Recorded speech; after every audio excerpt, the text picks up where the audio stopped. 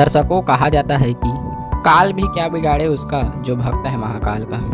काल का अकाल मृत्यु मरता काम करता जो चंडाल का, काल उसका क्या बिगाड़े भक्त जो महाकाल का। साथ ही ये भी कहा जाता है कि भोलेनाथ अपने भक्तों का कष्ट हर लेते हैं और उनको सुख देते हैं, लेकिन गलत तरीका से साधना करने पर श्रद्धालुओं को कोई लाभ नहीं मिल पाता।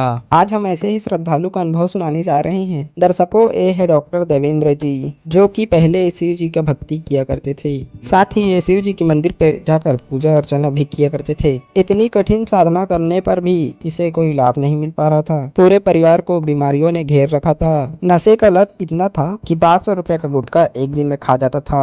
एक डॉक्टर होने के बाद भी इनकी आर्थिक स्थिति इतनी कम थी, कभी जरूरत पड़ने पर पैसे भी नहीं होते थे। इनकी जिंदगी में खुशहाली का मोड़ तब आया जब ये अपने पिताजी के कहने पर हरियाणा के संत रामपाल जी महाराज जी के सतलोक आश्रम बरवाला में गए। उसके बाद इन्हें एक ऐसे संत की शरण प्राप्त हुई जिससे इसके जीवन में खुशहाली ही खुशहाली छा गई। संत रामपाल जी महाराज जी से नाम दीक्षा लेने के बाद इनकी आर्थिक स्थिति सुधरी। इनकी माँ, जिनको हार्ट ब्लॉकेज की समस्या थी, शहर के मशहूर हार्ट स्पेशलिस्ट ने भी कह दिया था कि माता जी केवल 15 दिन की मेहमान हैं। लेकिन जब माता जी ने संत रामपाल जी महाराज जी से नाम दीक्षा दी तो उनकी सभी समस्या समाप्त हो गई। ठीक ऐसा ही लाभ इनकी पत्नी को भी मिला। संत रामपाल जी महाराज जी से नाम दीक्षा लेने के बाद इनके पूरे परिवार में खुशहाली ही खुशहाली छा गई। संत रामपाल जी महाराज जी से नाम दीक्षा लेने के बाद इन्हें इतने लाभ मिले कि ये अपने अनुभव बताते बताते भावुक हो गए। आइए अब सुनते हैं संघर्षमय जीवन जीने से लेकर संत रामपाल जी महाराज जी से दीक्षा लेने के बाद खुशहाल जीवन जीने की सच्ची कहानी, डॉक्टर देवेंद्र जी की अपनी जुबानी।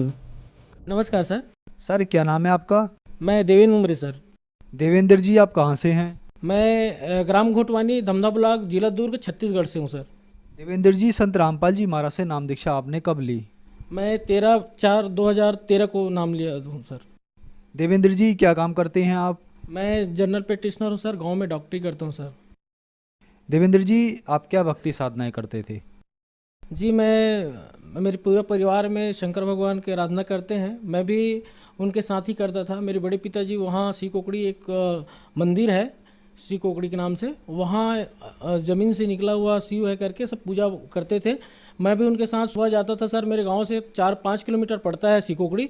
कितना भी बारिश हो, बरसात हो, बाढ़ हो, आंधी हो, सुबह हम लोग 4 बजे शिव कोकड़ी पहुंच जाते थे सर, और उस भगवान शिव का पूजा करते थे और उसी के आराधना में हम लोग सब परिवार लगे रहते थे। सर जैसे कि आपने बताया कि आप से भगवान की पूजा करते थे, तो संत रामपाल जी महाराज जी को गुरु बनाने का क्या कारण रहा? सर बहुत पहले मेरे पिताजी या छत्तीसगढ़ के जो डॉक्टर साहब है तामाराम जी उमरे, वो सदगुरु रामपाल जी महाराज से नामदान लिए थे सर। तो उन्होंने हम सबको बार बार बोल रहे थे सर कि चलो, मुझे लगा कि चलो कम से कम घूम के तो आ जाते हैं। हरियाणा जाना है, दिल्ली बोलते हैं, बीच में दिल्ली पड़ता है, हमारे लिए बहुत बड़ी बात होती है कि कहीं दूर जाना है तो घूम के आ जाते हैं, ऐसा करके। तो उस समय मैं चला गया सर, और मैं जब आश्रम हरियाणा पहुंचा सर, तो उससे पहले दिल्ली में मेरी एक बुरी आदत थी सर। मैं गुटखा खाता था सर। पढ़ाई के जीवन में जैसे मैं हाई स्कूल में था तो लत पड़ गई थी, तो मैं 300-400 रुपये का वो एक RMD आता है, उसको मैं खाता था सर। आश्रम गया, संत रामपाल जी महाराज से नाम लिया सर। उसके बाद सर मेरी जो लतें थी गुटखा खाने की, वो मेरे याद ही नहीं रहा सर। और आज तक मैं उनकी सुगंध से मेरे को एक नशा और दुर्गंध आती है सर। तो आज तक मैं उस चीज़ से निर्विध हूँ सर। सर संत रामपाल जी महाराज से नाम दीक्षा लेने के बाद जो आप 400-500 रुपए का जो गुटखा था रोज खाते थे, वो आपका छूट गया, आज तक आपको इस चीज़ को याद नहीं है। तो फिर और भी कोई लाभ मिले आपको संत रामपाल जी महाराज से नाम दीक्षा लेने के बाद? और लाभ तो बहुत सारा है सर। मेरी मम्मी की उसको पेन हुआ हार्ट में सर, तो उसको डॉक्टर के पास ले गए अपन, एक डॉक्टर नेमी चोपड़ा है करके। तो उन्होंने देखा और 1-2 बार बुलाया। उसके बाद तीसरा बार मेरे को बोले कि आप एक काम कराओ, आप इको करवा लो। जब मैं रिटर्न उनके पास आया तो बोले आप कौन हो उनका? मैं बोला उसका बेटा हूँ। तो बोले एक काम करो, अम्मा जी को बाहर बिठाओ, मैं आपसे कुछ बात करना चाहता हूँ। तो मेरे को बताया भगत जी कि आपकी जो मम्मी है उनकी जो हार्ट बीट होता है, हार्ट है एक जैसा अपन पपीता की साइज के होता है, तो 99% वो काम करना बंद कर दिया, सिकुड़ गया है। मात्र एक जैसा उसका डंठल लटका रहता है, वो लटका हुआ है, वो मुश्किल से 5% उसमें संचार हो रहा है ब्लड का।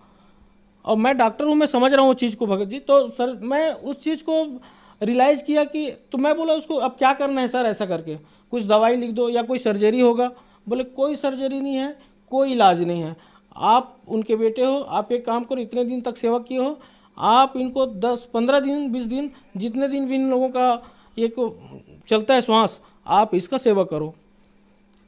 मन नहीं मारा सर, दूसरे डॉक्टर को भी दिखाए, पूछा भी गया, वो साफ बोल दिया कि जो डॉक्टर साहब बताएं वही है, क्लियर है, इनका कोई इलाज नहीं है, ना कोई दवाई नहीं है, आप घर में सेवा करो माता जी का। हम लोग 3 भाई हैं सर, एक वकील है मेरे से छोटा वाला और मेरे से बड़ा वाला, और सर्विस में रिलायंस कंपनी है सर, रिलायंस के उसमें वो ब्रांच मैनेजर है उड़ीसा और छत्तीसगढ़ का। तो उनको बताया, फिर बोले कि अब इलाज तो कोई है ही नहीं तो क्या करें। तो हम लोग पूरा रोना गाना सब शुरू हो गया सर, एकदम आउट ऑफ कंट्रोल हो गया कि अब मम्मी का सेवा करनी नहीं रहेगी। तो उसके बाद मेरे बड़े पिताजी हैं ना, वो बोले क्या बात है, कैसे अपसेट रहे तो। मैं बोला ऐसे ऐसा बात है, और डॉक्टर साहब ने ये बोला है 15 दिन से 20 दिन तक उनकी लाइफ है, उसके बाद वो तो बोले अरे कैसे मूर्ख आदमी हो, जाओ। और उस समय कोरोना चल रहा था सर, तो बोले मम्मी को वो जगत थी सर, तो बोले उनको आप संत रामपाल जी महाराज से आप नामदान लिवा, ऑनलाइन उस समय चल रहा था सर। तो एक भगत और था, वो बोले कि भगत जी मैं जाता हूँ, घर में आया और मोबाइल से कनेक्ट करके संत गुरु रामपाल जी महाराज से वो डायरेक्ट नाम दीक्षा माँ को मनाया कि ऐसा ऐसा बात है माँ, जो भी ज़िंदगी बची है जैसे भी बची है एकदम स्वस्थ हो जाओगे, अच्छा हो जाओगे, आप उनका नाम ले लो और अपना स्वास्थ्य ठीक करो, ऐसा करके तैयार हो गई। उनको पता नहीं था सर कि ये चीज़ें हो रही है उनके साथ। जब नाम लिया सर, संत रामपाल जी महाराज से नाम लिया, ऑनलाइन उनसे दीक्षा प्राप्त करी, और उसके बाद आज जाप कर रही, आज 3रा साल है सर। और उसी डॉक्टर नेमी चोपड़ा के पास जाती है, वो दवाई लिखती है और सन रह जाता, कुछ नहीं बोल पाता कि मैं 15 दिन बोला था, आज ये 3रा साल है वो मेरे पास आ रही है, दवाई उनका चल ही रहा है सर, लेकिन वो खुद बोलता है मैं क्या दे रहा हूँ मेरे को समझ नहीं है, और माता जी आप अच्छी हो। और उसके बाद हमने इको कराया, कुछ नहीं, आज मालिक का नाम ले रहा है सर, ले रही है मम्मी, और स्वस्थ है, मस्त है सर। उसके बाद सर मेरे बेटा है एक 12 साल का, वो गणेश पक्ष में, अब छोटा बच्चा है, चला जाता है, नाम वो भी ले लिया है लेकिन बच्चा है, तो वो गणेश पक्ष के दिन चला गया सर। पीछे में वो गाड़ी रहता है, गणेश रखे रहते हैं, उसके पीछे में बैठ गया, तो ऐसा दरवाज़ा बनाया रहता है सर, वो दरवाज़ा जैसे गाड़ी ऐसे किया पूरा उसके यहाँ पे गिर गया सर, नीचे जैसे गिरा, यहाँ पे लड़का बेहोश हो गया, ना बोल पा रहा था, ना श्वास ले पा रहा था, ना कुछ नहीं। घर लाए उनको उठा के, बेहोश था सर, तो उसको जब लाया ना तो बताया गया कि ऐसा ऐसा घटना हो गया। मैं उस दिन जिला स्तरीय दुर्ग में बैठक था सर, तो वहाँ आया था, मेरे को फ़ोन करके बताया कि ऐसे ऐसे घटना घटा है और बोल नहीं रहा है। मैं तुरंत वहाँ से सीधा आश्रम गया सर, रिसाली आश्रम में, और मालिक से अरदास लगाया गुरुदेव से कि प्रभु आप ही हो, आप जो करना चाहते हो जो करो प्रभु, आप उनको स्वस्थ कर दो मेरे बेटे को करके। तुरंत वहाँ से प्रणाम करके निकला सर, और फ़ोन आया कि नहीं बच्चा बोल रहा है, हंस रहा है, अच्छा है। सतगुरु रामपाल जी महाराज की जय, ऐसे कृपा किया प्रभु ने। और मेरी पत्नी की बहुत ज़्यादा सिर में दर्द होता था सर, उसको वो बाम, लाल बाम निकाल के जैसे आँखों में डालती थी, लेकिन वो शादी से पहले कि उसको वो पेन होता था हमेशा, कहीं जाती थी तो चक्कर आती थी, बस में सफ़र करने से या कुछ भी। तो ये चीज़ जब हुआ तो उनको भी मैं नाम लिवाया सर। मेरे बच्चे को ही माता टाइप का जो होता है वो आ गया, बुखार आ गया, खांसी आ गया, डॉक्टर के पास 6 बार ले गए सर, जो सर्जन है उनके पास 6 बार, खांसी रुक ही नहीं रहा था। तो फिर मेरे को मेरे बड़े पिताजी बोले आप एक काम करो, उनको नामदान केंद्र ले जाओ सुरेगांव, और वहाँ नामदान केंद्र में नाम ले आओ जगत गुरु संत रामपाल जी महाराज से करके। तो मेरे यहाँ मैडम और मेरे बच्चे, हम लोग दोनों गए, तीनों गए, और वहाँ से नामदान, वो इतना फीवर था सर, पूरा दाना दाना उनके शरीर में आ गया था।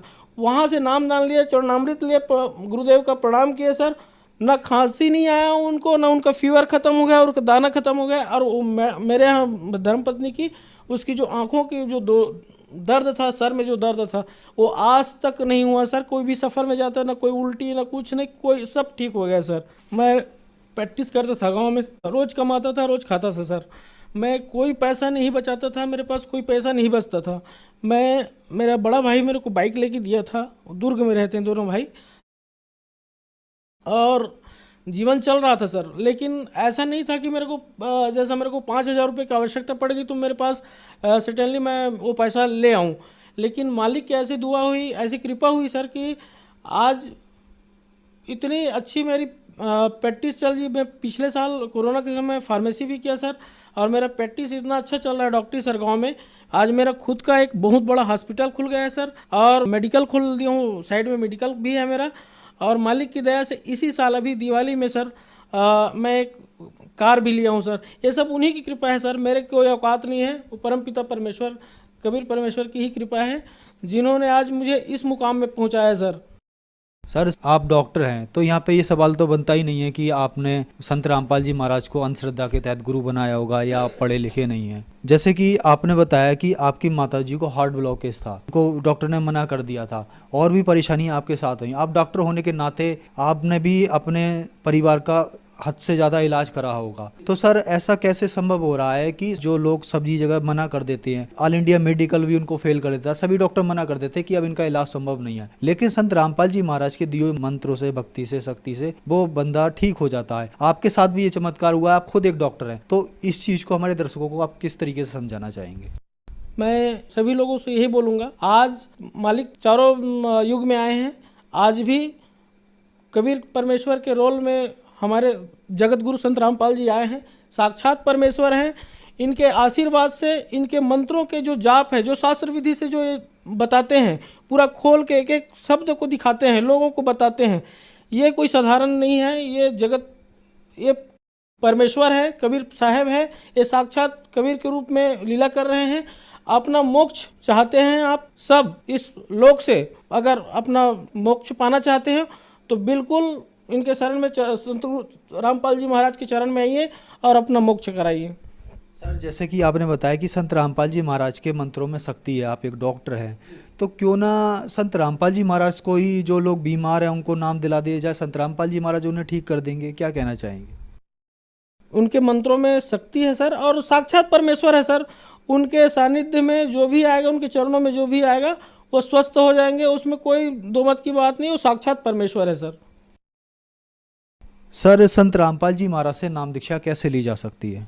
सर टीवी चैनलों में उनका प्रवचन चल रहा है सर, और पीली पट्टी में उसका नंबर है, और आसपास के ग्रामीण अंचलों में भी अब उनका आश्रम खुल गया है, तो वहाँ से कांटेक्ट करके नाम दीक्षा ले सकते हैं जगत गुरु संत रामपाल जी महाराज से। मैंने अपनी माताजी को ऑनलाइन संत रामपाल जी महाराज से नाम दीक्षा दिलाई। ऑनलाइन मतलब इंटरनेट के द्वारा, मोबाइल के द्वारा। तो सर ये बहुत बड़ी विचित्र बात है कि लोगों को डॉक्टर्स मना कर देते हैं और संत रामपाल जी महाराज उसको ऑनलाइन नाम दे के ठीक कर देते हैं, जो हजारों किलोमीटर दूर बैठे हैं। सर ये कैसा संभव हो रहा है?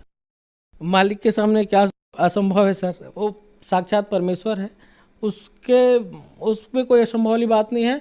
डॉक्टर फेल इसलिए है सर क्योंकि डॉक्टर ही बस करते हैं, उनके पास दवा की है, और मालिक तो साक्षात परमेश्वर ऐसे हाथ बस हिला देगा तो उसकी जीवन कृतार्थ होगा। कैंसर जैसे महामारी भी कुछ नहीं है उनके सामने सर। वो डॉक्टर बोल दिया 15 दिन से 16वां दिन नहीं जिएगा, वो हार्ट स्पेशलिस्ट था सर, एक नहीं दो डॉक्टर से हम दिखाए, वो साफ अक्षर में बोल दिया कि कुछ नहीं हो सकता, ना दवाई है ना सर्जरी है, कुछ नहीं हो सकता। तब कहीं जाके हमारी माता जी को जब संत रामपाल जी महाराज की शरण में लिए, उससे दीक्षा लिवाए, तब जाके माता जी स्वस्थ है। मैंने दवा से बड़ा दुआ है, मालिक का आशीर्वाद है सर।